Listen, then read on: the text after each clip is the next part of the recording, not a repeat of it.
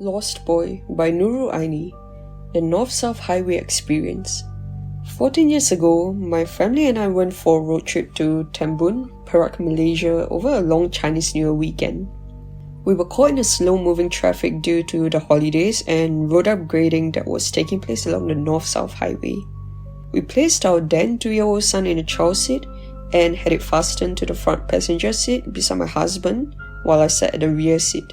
As we were caught in the heavy traffic for a few good hours, I kept dozing on and off sleep. Besides the heavy traffic, everything else went smoothly. All was good until my son started to feel unwell on the day we arrived back in Singapore. He would have sudden fever spikes late at night till around 7 AM for a good 2 months. Our nights during them became endless, with frequent visits to the A&E and clinics.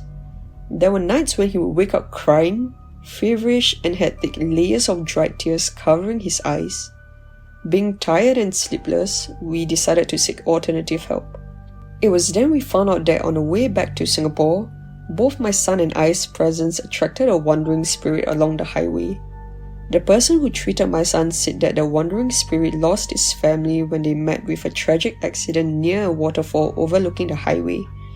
And you guessed it right, it was the same exact highway that my family and I was on. It was said that his son was about my son's age and his wife was about my age. My husband was caught aback because he did see the waterfall but did not tell me anything about it. As the person was advising us on the healing, she suddenly stopped talking and looked out of the window.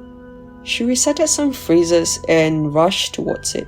At the same time, we heard a sudden screeching sound of tires from a nearby road, followed by a loud bang. When we looked out of the window, we could only see that a taxi had come to a sudden halt in the middle of the road.